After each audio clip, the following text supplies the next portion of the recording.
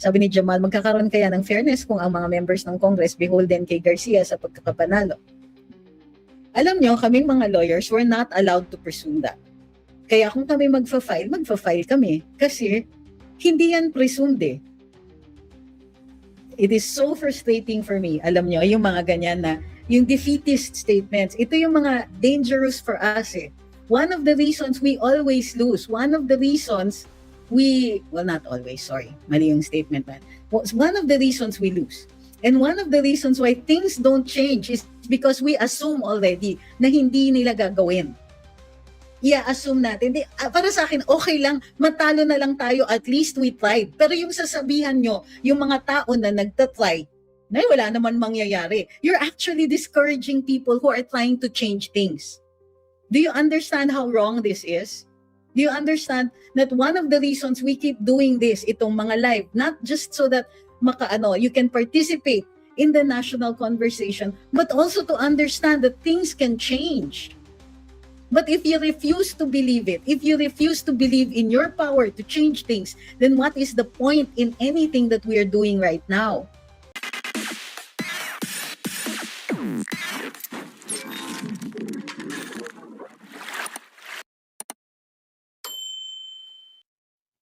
Diba yung mga, magtatawag kayo ng rally, wala naman dadating. So you don't bother. And therefore, kukonti ang dadating. And therefore, defeated yung purpose. Or sasabihin ninyo na, kahit mag-file ng sandamakmak na, na reklamo, matigas ang mukha ng mga yan, di yan gagalaw. And so nobody files. Or sasabihin ninyo, kahit maraming signature campaign, di naman maaapektuhan yung mga tigas ng mukha ng mga mambabatas ng mga yan. But how will we know? Sa totoo lang, pwede namang hindi lumaban si VP Inday eh. Pwede naman siyang mag-resign na lang at sabihin, sige, pangako ko, hindi na lang ako tatakbo, hayaan ko na lang kayo. It's too much work. Anyway, ang titigas naman ang mukha ninyo eh. Then things become so much worse for us. This is so frustrating for me. I am not angry at you, but I am angry that you do not see the why things are working against us. It's because you already are conceding a loss. Sinasabi ninyo sa amin na baliwala na rin itong ginagawa namin because what we're trying to do is to empower you with knowledge. But if you're going to keep telling us na, wala namang mangyayari, ang tigas naman ng mukha ng mga yan, hindi magbabago yan. They're so greedy, they're not going to do anything, even if we do something. Sa totoo lang, ilang beses na natin sinabi, takot sila. That's why they're trying to stop us. They try to stop us from talking. We talk anyway. Bakit mataas ang trust and approval ni VP Inday? Because we keep talking. Kinakasuhan kami. Diba? Humaharap ako. Ilang beses na akong humarap sa piskalya para sagutin yung mga reklamo. Humarap ako sa NBI 2-3 beses para humarap sa mga reklamo intended to shut me up. We keep talking anyway. But if I'm talking to you and you tell me that nothing is going to change, tell me then why I should continue doing this. I'm not angry at anybody personally here. But I am wondering if we should continue, if the people that we expect to be on our side are already expecting things like, hindi naman mandadaya lang naman ng COMELEC madidismiss lang naman yan, ganito ang mangyayari. Ilang beses na tayo nanalo sa Korte Suprema. PhilHealth, ipinanalo yan. Hindi tayo yan. Kabilang parlor nag-file yan, pero panalo yan. Panalo kay VP Inday. Anybody would have said, naku VP, matatalo ka lang sa Korte Suprema, baliwala lang lahat yan kasi they're in the pocket of forever. O ano nangyari? Panalo siya. At the very least, can we support the people who are fighting? Can we support the people who are trying? Diba? Kung hindi man tayo ang gagawa nun, kung hindi man kayo ang gagawa nun, maninindigan, lalaban, magsasalita even against all odds, then at least support the people who are doing it.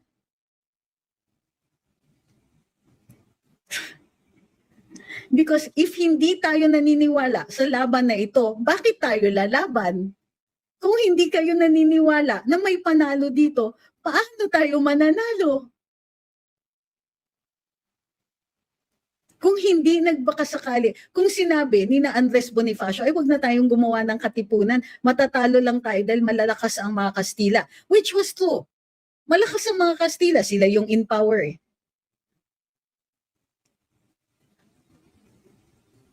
So,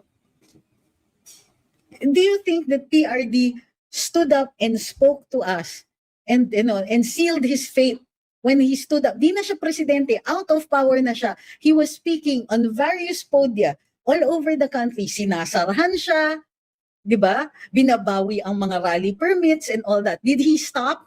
No. But we cannot keep relying on other people to keep fighting for us. Kinulungan nila si PRD. Inattempt na nga kami ilang beses. Humarap pa kami sa TRICOM. I'm not saying I'm at the same level as PRD. No, not by a long shot. He has made massive sacrifices for us.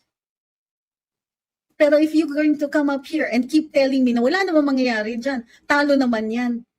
Masyadong malakas. O ang dami nilang maleta, kaya nilang bayaran ng lahat. Then why do we bother to do this? Kasi the only people who are going to win are the ones who are going to believe that we win, that we can win. Or at the very least, itala natin sa kasaysayan na ginawa nila ito sa atin and hindi tayo pumayag. Now that they're doing it against our will, that's on them. That's their fault. But it becomes our fault kung hindi man lang natin itatala yung in public. Masasabihin natin na I'm making this off record, that this administration is failing me. Yeah. This administration has failed in its mandate to provide services to the Filipino people. This president has become, and I apologize for the strong language, incompetent. He is incapable of understanding the extent of the situation that we are in, the effects of the war on the Philippines, the effects of it on our day-to-day lives, on basic needs, water, food, even the air that we breathe, all of that. All of that is affected by a president who does not understand the dangers that the country is facing right now. And when we keep trying to tell them, we do not certainly want people who are supposed to be on our side to be telling us, walang mangyayari yan, bangag yan eh. So why would we bother? And what is going to change if all of us shut up and said, walang mangyayari? I understand na nakikita ninyo that these people are evil to some extent.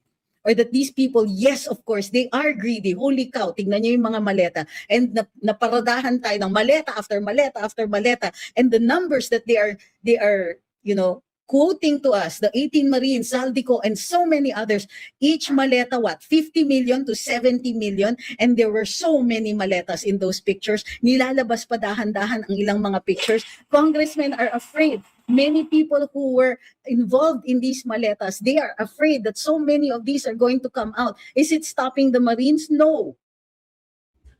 Is it stopping us? No, it shouldn't.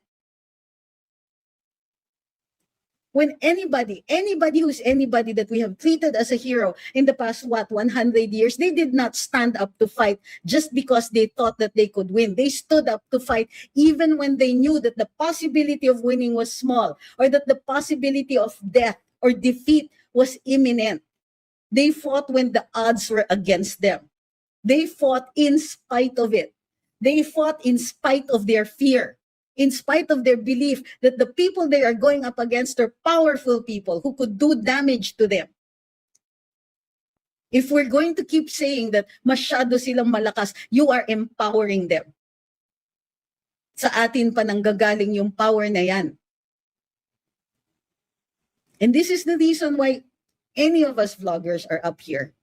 I'm not saying that we're even heroes, but I am making it off record that I am opposed to this administration when it keeps failing us, when it fails to plan, when it fails to provide services, when it fails to use the budget wisely, when it steals from us.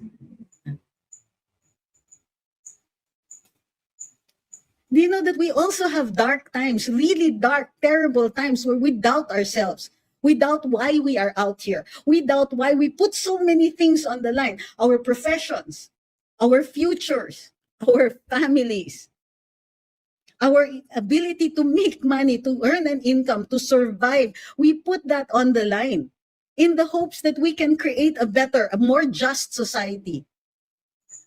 A government that actually provides services instead of stealing us blind.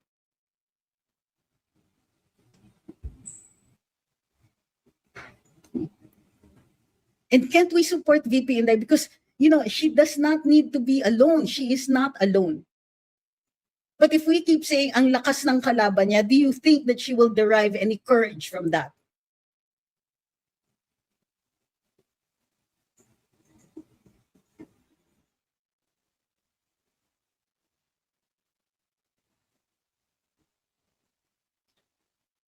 Every day, I wonder, nasa Villamor kami. And yeah, in the past few days, I was talking with some of the people who were with me in Villamor. I don't know if they're here right now watching, but sorry, my cat tripped the ano. Hi, baby. Sorry. And I openly wondered to them. I told them, I keep wondering.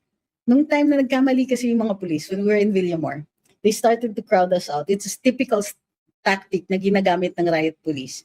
Pag yung crowd gusto nilang i-disperse, palilibutan nila on 2 or 3 sides and try to push us out. So habang umaandar sila ng ganon, slowly moving us away from the gates and the wall of Villamor Air Base, yung ibang mga, and I really admire our youth nowadays, mga kabataan natin, andun sina Park. They saw an opening. Nakita nila as the police were slowly pushing us into the street, nagkaroon ng blind spot sila.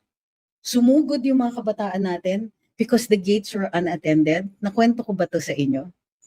The gates of Villamor were unattended. Sinugod nila yung gates na yun. The gates were locked, but if we had a little more time, a lot of them would have been able to climb those gates. And I keep wondering every day, and even until Tatay Digong's last birthday, on the 28th, I kept thinking, what if I just pushed harder? What if I told those kids, go? What if, hindi ako nag-alala about whether or not, what consequences we were going to face? What if just a few more minutes and they could have breached the gates, and maybe we could have just made harang. Alam mo yun, humiga na lang sana kami sa tarmac. Hindi nangyari yan because we didn't have the time.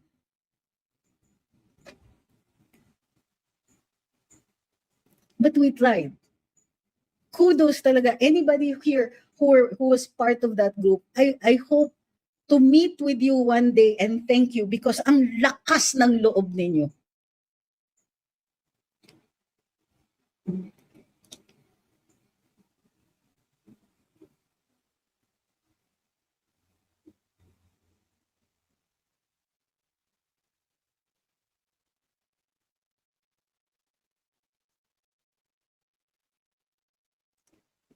Ay, end of sermon. Thank you very much.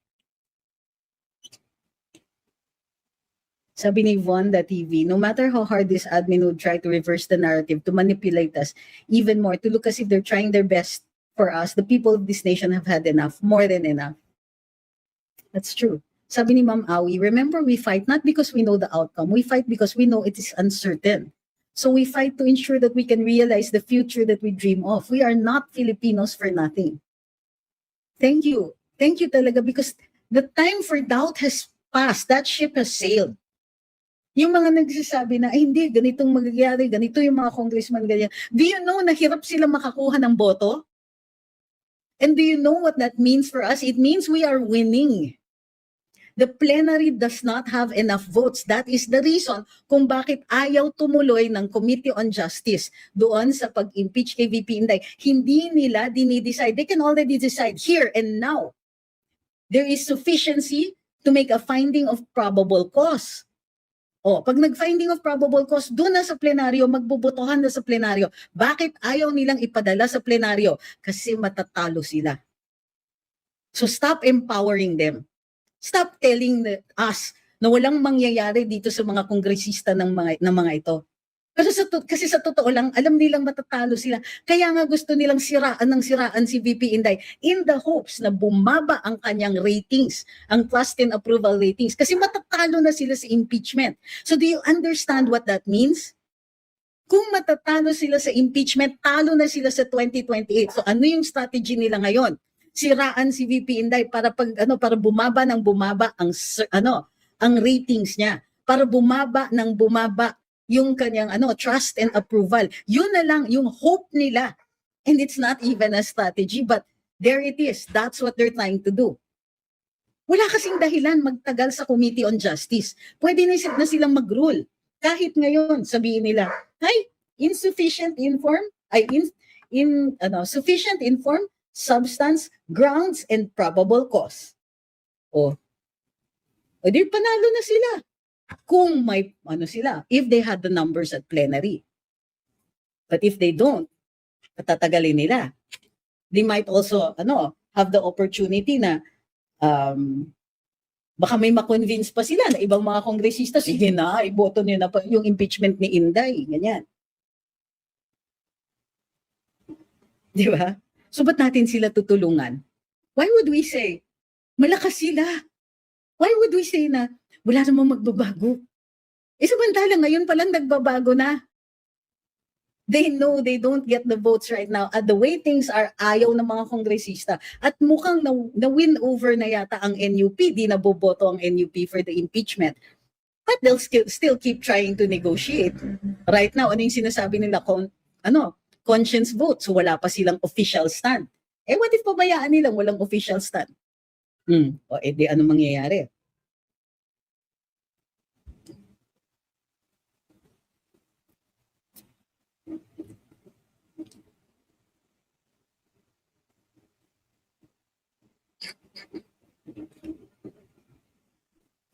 Sabi ni Stroud, Claire should be here for her to become a better spokes. Incompetent yung Clairecast. Grabe, nakahanap pa talaga kayo ng mahihilit.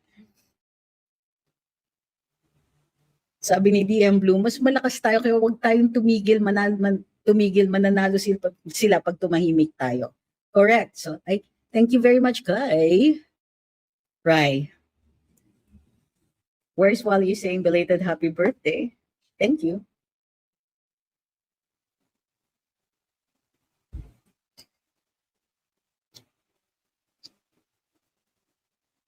Sabi ni Metalingos, and please note, VPISD is not the only Duterte who can run for president in 2028. That's why we have to have the courage to challenge them. The voiceless is more powerful than with the voice.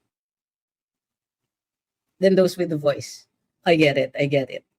Hi, Kay, it's your girl, Indy. Thank you, kay G. Long. Hi, Kay, where's Wally? Sabi ni Nossi, kailangan hikayatin natin ang mga kabataan at ang mga boboto sa susunod na eleksyon. Sabi ni Kenzo, wag mag-strong. Hayaan mo mga alien, mag-strong. Basta tayo masaya kasi alam natin ang totoo.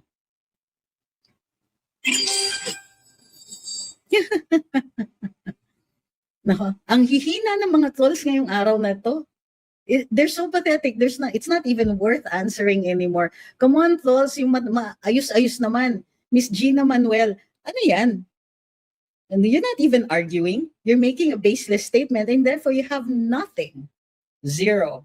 So kahit maglupasay ka dyan, magtatatarang ka saying that you don't like VP Inday or saying that she's this or that. Do you honestly think that you're persuading anybody here?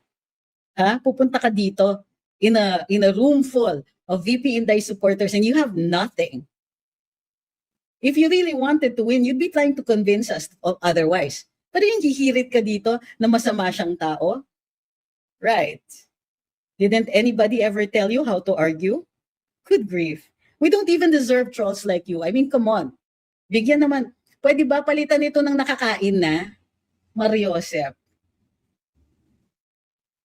Sabihin niyo sa operator ninyo, huwag magpapadala dito ng ganyan. Sabi ni Strictly, kaya yung defeatist mindset, that has no place in the middle of a war such as this one. We need to steel our resolve and demonstrate na VP is the leader we choose to lead us. Period.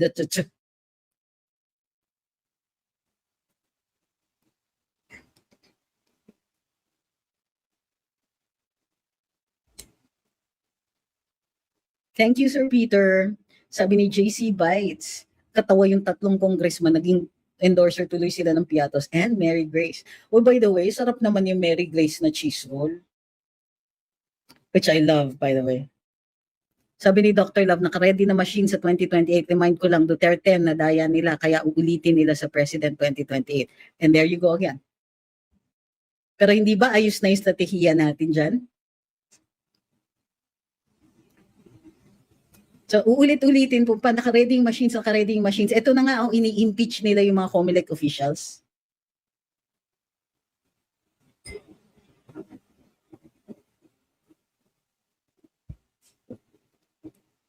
So wala lang. Kumbaga, ano yan? Ready na yung COMELEC. Dadayain na nila tayo. Ilang beses na nga nila tayo dinaya, panalo pa rin. Really?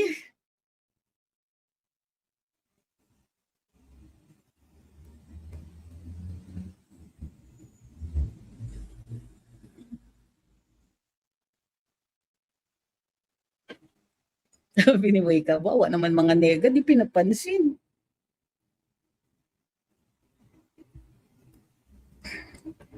Ay nako, ito si AI Flex, kahapon pa ito eh. Wala, sorry. Pasensya na AI Flex, pero you don't really deserve this. You don't deserve to be here. Kasi ang ano eh, look, we deserve better trolls than you guys. Nakakahiya na yung ginagawa ninyo. You don't deserve your salaries. Galing yan sa pera ng bayan, ha?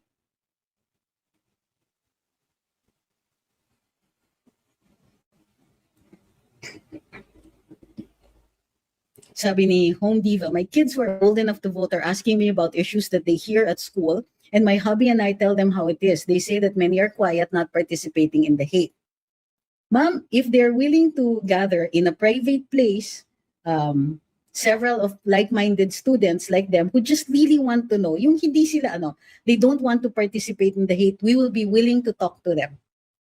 I would be willing to talk to them.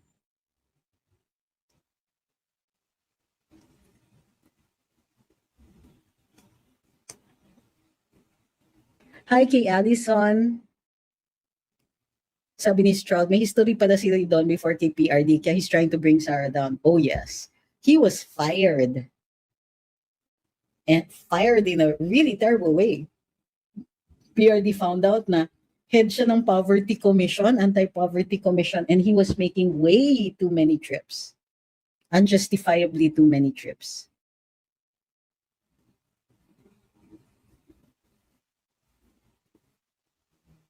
Sabi ni Marso, dapat lang maalis yung COMELEC official, mga hayop na yan, kaya tayong taong bayan ang magbabantay. Sabi ni Lucky Sprite, low cost trolling. Kakainis, pa? Parang, yan, tinipid pa tayo? Kakairita?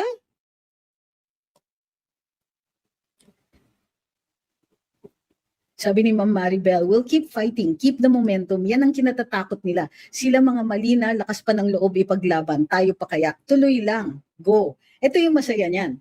There's an impeachment case against these COMELEC officials and it's only 2026. O sabihin na natin na hindi yan maituloy. Ngayon, may notice na. Akala nyo you get to stay? Ha? Akala ninyo na lalong-lalo na yung mga commissioners who are going to be retiring. Aba, they lose their immunity. Assuming that they have any, not saying that they actually do, but might be a great gray area. When they step down from the COMELEC, they're vulnerable to criminal cases being filed against them or even civil ones. Ang lakas ng loob nitong dalawang abogado. They probably aren't from our parlor, if you know what I mean. Nevertheless, I think that we should support the petitions. Bakit hindi kabahan naman yung mga yan? Kabahan sila so they do not try anything that would tick us off.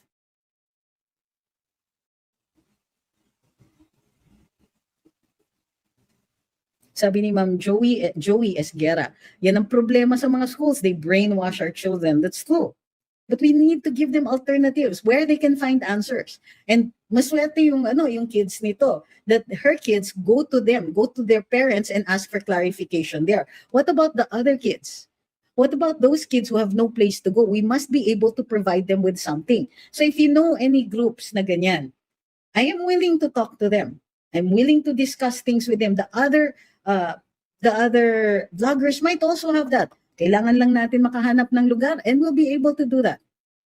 Pwede ring online. Because if they're not, if they're not coming here, of course, I don't think that they will be able to spend like more than an hour listening to us here. But we can provide them with shorter versions.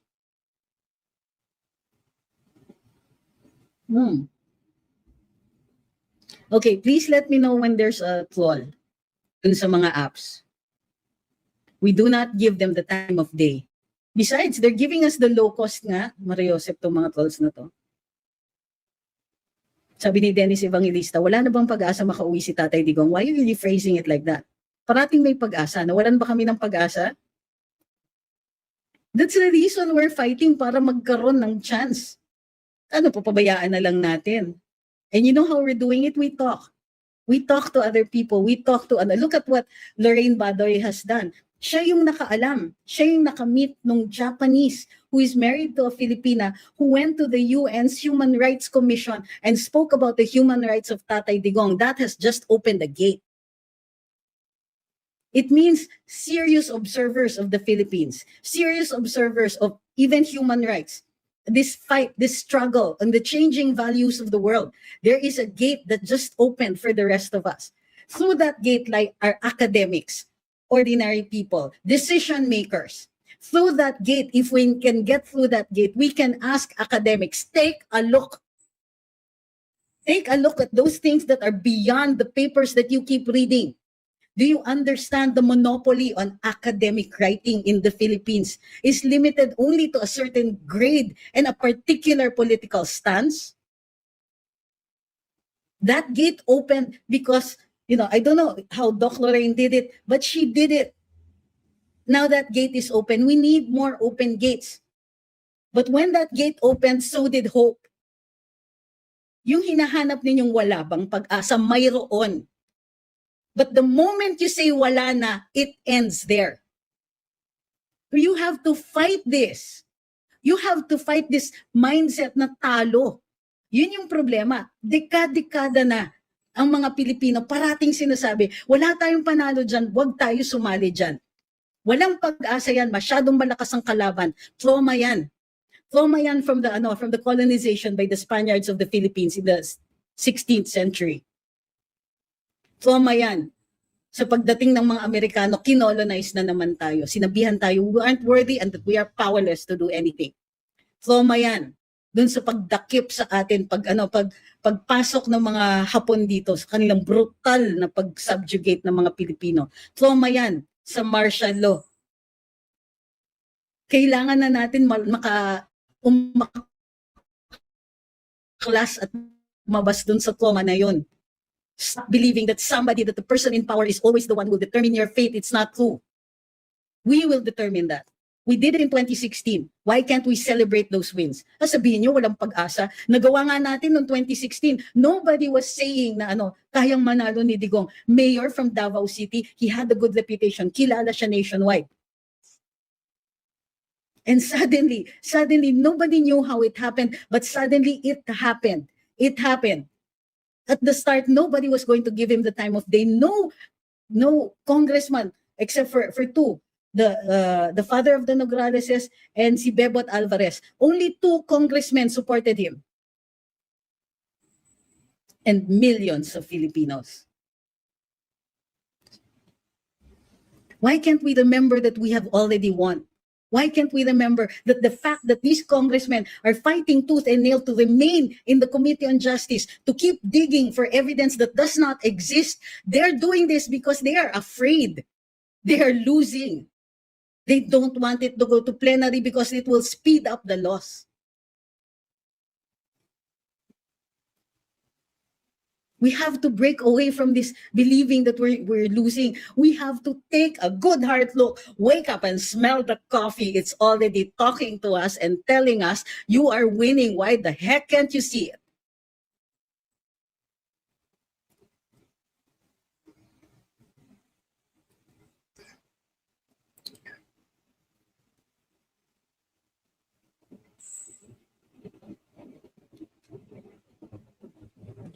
Sabi ni Ma'am Angelina, attorney, may tinatago ka palang sayaw at kanta. Ma'am, di naman nakatago. Yung mga TikTokers, alam nila yung kanta, yung sayaw, hindi masyado. Once or twice pa lang. Sabi ni Jolly, they're afraid because their time will end and they will go to jail sooner. There you go. But understand this, they're doing this because they are afraid of us. They're doing this for no other reason than the fact that every day that VP Sara survives is another day that she goes stronger. Here are the places where they did not see developments. They did not see the rise of Gen Z. They did not see. I hope some of you are here and listening. They did not see that the youth, contrary to many of their parents, expectations, the youth are turning towards the Dutertes. NCR, pugad ng dilaw, is turning towards the Dutertes. And why is that? Because we're sick and tired of the helplessness imposed upon us by this administration.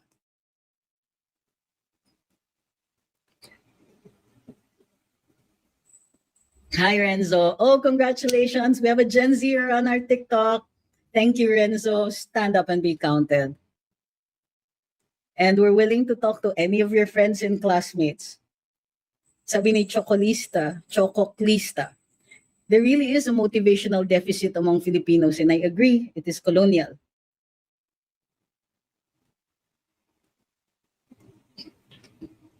Sabi ni Wake Up, you can see fear in their eyes. That's true. Because it will be the end of the maleta. It may be the end of their freedom as well. It's the end of their political dynasties.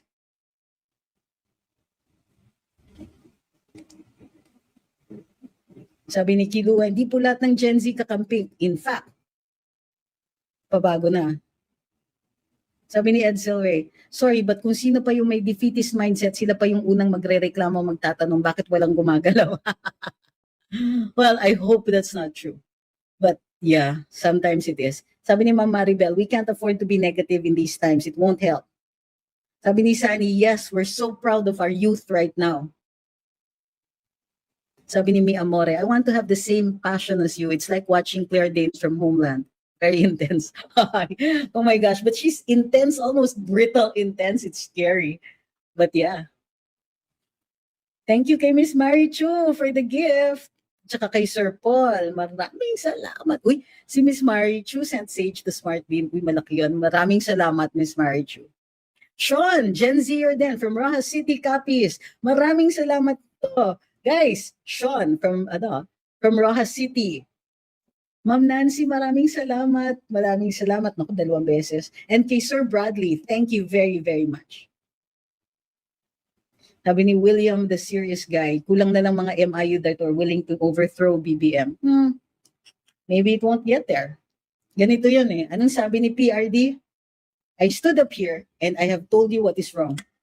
I stood up here and told you that the Constitution is in danger. If you do nothing, if our people suffer, that's on you.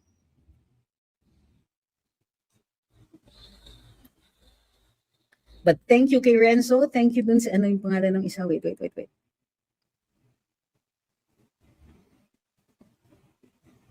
Hi, mi amore. Ito ako, si Sean. So, Renzo and Sean, Gen Zers. Thank you very much for being here. Hi kay Brooke Shields, new follower siya. Hi kay Mami Shek. Miss Gisando, thank you. Miss Mi Amore, uy, maraming salamat. Erin Hart says, so proud that my whole family and relatives here in Cebu and Canada are solid Duterte. There you go. Sabi ni CTM, we're already winning. We're not even in our streets yet. They know that we are angry and we have had enough. Sabi ni Renzo, maraming Gen Z na leaning towards Duterte. Kaso karamihan sa amin takot mabuli ng mga deranged pigs. We got you. We got you. Hi kay Ermski. Sabi ni David, yan ang attorney, walang aha-aha. Vic Rodriguez Guanzon at ikaw magiging spokesperson ni VP Inday. Let's leave that up to the VP. Ako, I'm very happy doing this. At pag presidente siya, if I'm still here, I will continue vlogging to support her. Sabi ni Ma'am Ana LU, ang mga apo ko, they're still minors and they're inspired by Tatay Digong. Sabi ni Jolly J. Gloria, if we are all silent, sooner we will explode. I like that. Sabi ni Ermski, attorney galing ni YouTube, lipat ng TikTok. Oh. Sabi ni Sleep Spell, my son and his friend are wearing VP ballers in school. Si VP daw vote nila, but they're only 9. It's all right. But thank you very much. Mabuhay ka, Sir Jamal. Sabi ni Fujo, sana magtuloy-tuloy na pagbabago ng Gen Z. It's concerning how some of them defend their camping leaders na kikialyado kay BBM. They will inherit this country. Paano na lang if they stand for nothing? Yes, so we concentrate on the growing number that have seen the light. We have to help them out, help them navigate the political discussions. Because this is their future we're talking about. Thank you, Miss Alice, for the birthday greetings. Hi, Sir Rudy. Sabi ni Marlon, we continue to support you. Thank you, Ma'am. Miss Gisando says, Ma'am, ano pong favorite niyo na tea? Peppermint? Ano ba yun? Yung lemon and ginger? And ano pa ba? Oolong? Chamomile? What can you say sa movement nila, Joy? Kasama po kayo sa signatures. Well, I am very supportive of all the fellow pro-Dutertes or in any endeavor that they choose. Para sa akin, if it helps, whether it is PRD that is helped directly or indirectly, or that it brings to fore yung discussions about the illegality of staking, I am all for it. Thank you, KTC. Sabi ni Ermski, happy birthday pala. Naulang nakabate. No problem. Thank you, Miss Alice. Sabi ni Ral, yung mga biktima ng EJK nila versus the number of people who celebrated PBRD's birthday. There you go. Sabi ni Dark Prince, always Duterte because galing akong Davao City, ngayon working in QC. Well, once a Davaoenyo, always a Davaoenyo.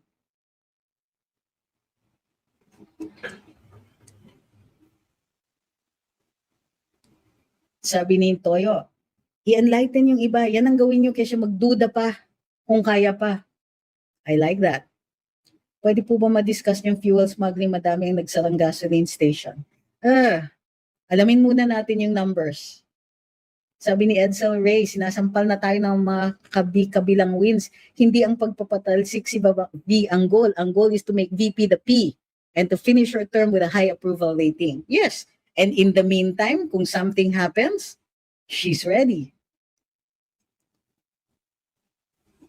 Sabi ni Rekimi, akala kasi ng kabilang parlor, they can influence Gen Zs if they're loud and hostile towards non-kakampings. Di nila nawiwin ang Gen Z sa totoo lang. Hi kay Jepson Ray. Sabi ni Ma'am Rosalie, mga DDH, sorry na lang kayo, Duterte pa rin.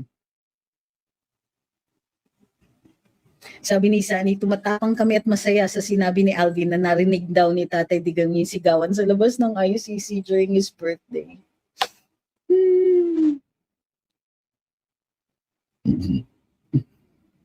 Sabi ni Enan Knows, lahat pa din ng mga ka-work ko dito sa Doha, Qatar, puro pro-Duterte pa rin. Nabudol lang kami ng adik before.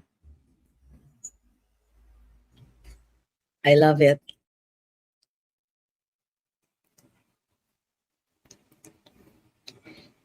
Sabi ni Alan, isa ako sa ayaw mawala si best friend ni Malu Tikya kasi di more na tinitira niya si VP, the more na more tumataas Inday. Actually, siya nagpo-promote kay VP Inday attorney. Hindi ako naniniwala dyan.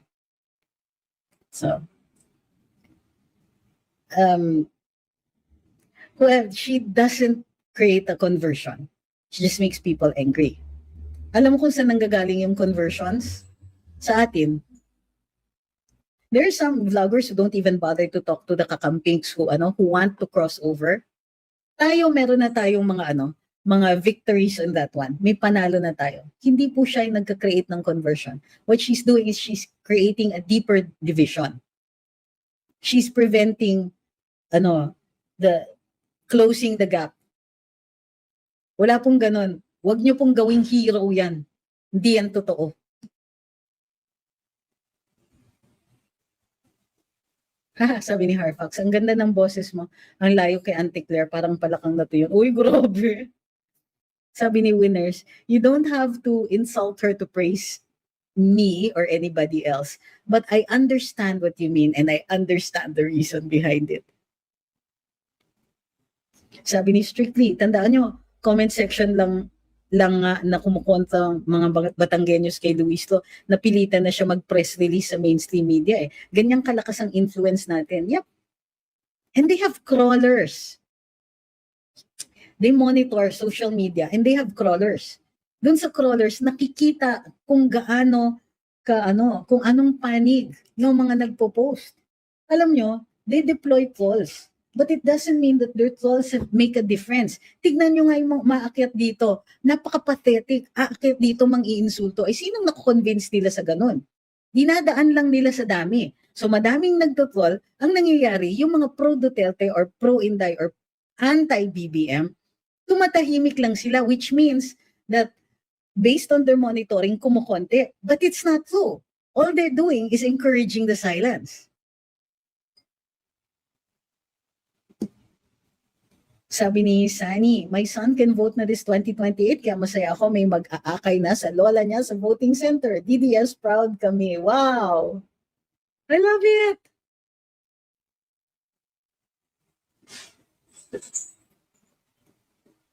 Sabi ni Guillermo, yung iba, hindi ba kayo nagigising sa katotohanan? Ako inggit na inggit ako sa mga nagawa ng Davao. Kung gaano kaganda, wala kang gaano nakikita may nakatambay karamihan. Ang trabaho, kailan kaya mangyayari yan sa kinalakihan kong lungsod? Mangyayari yan. Sabi ni Brooke Shields, Stone Verhel, dalangin ko pag nanalo si VP Inday sa 2028 ay natapos term niya, sunod na si Baste at Pulong. Sabi ni Erin Hart, ba't ang daming drama at pakitang tao ni Sen Risa ngayon? Remember, alam niyo yung kasabihan na if all you have is a hammer, all your problems look like a nail. Each of your problems look like a nail. My apologies on the grammar. So, ibig sabihin, artista siya. Diba? She was on the stage when she was a teenager. And she knows that theater is important in the political arena. Unfortunately, ang tingin niya is theater talaga o acting talaga ang pinaka-instrumento o sandata ng isang politiko. So nobody is telling her that that's not true anymore because sa totoo lang, yung kanyang acting medyo bad. Hindi ganun kagaling, hindi persuasive, hindi tayo naniniwala sa kanyang sincerity. So, don't interrupt your enemy when she's making a mistake.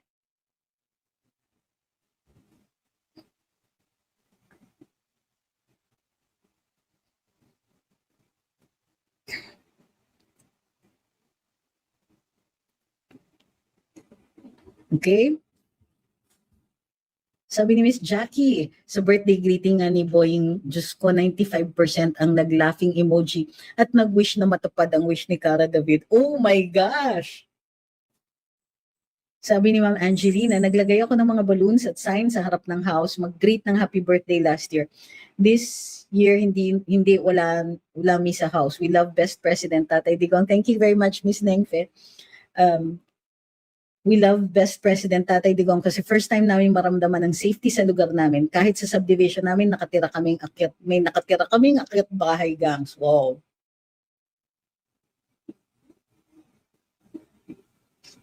Sabi ni Ma'am Maria, I'm not against VP Sara, pero napansin ko lang, puro toxic, kahit saan, puro debate, lahat feeling may alam. Sino? Sino yun? Inumpisahan yun na, I'm not against VP Sara. Tapos sasabihin niyo, napansin ko puro toxic. Toxic si VP Sara? Puro debate. Lahat feeling may alam. Si VP Sara ba po yun? So, pero kung ang nirereklamo ninyo ay may mga tao who support her na medyo toxic, you have to understand the political environment. You cannot complain about how people are reacting to the toxicity that's around them. Garbage in, garbage out. Yung ginawa nilang patagalin ang Congress hearing ay para lang yan, para ma-divert ang attention ng mga tao at makalimutan ng pagnanakaw.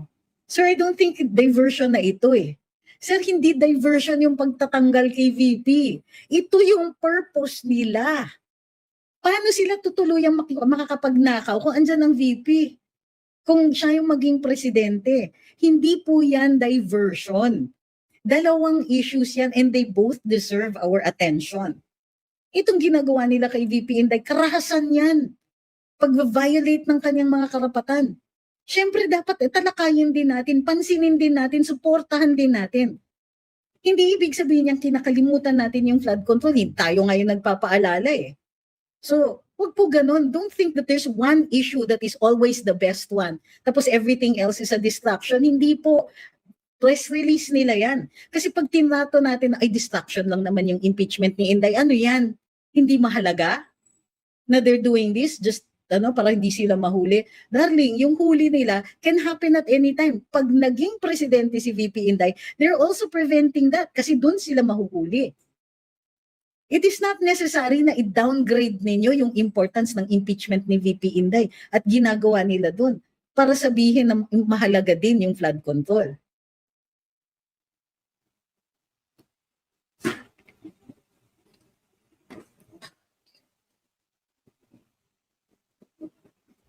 Sabi ni Jazz Hubic, I went to file my income tax here in Reno, Nevada. The lady that helps you is also a Filipino from Manila. We ended up discussing what's going on in our country. She's also a big Duterte supporter, including her family in Manila. Ganda tuloy ng discussion namin. Nice. Sabi ni Ma'am Marjorie, magbuhat kaya siya ng sibuyas. I assume that this is Senator Risa. Para lang daw siyang pagtawanan.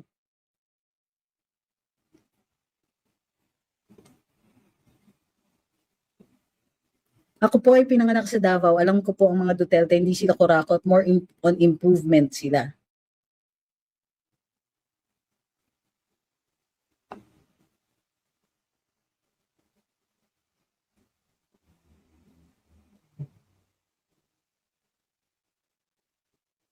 Sabi ni Ma'am Ana, kahit anong paninira ang gawin nila kay VPISD, hindi nila mauuto ang taong bayan, si Inday pa rin ang presidente sa 2028.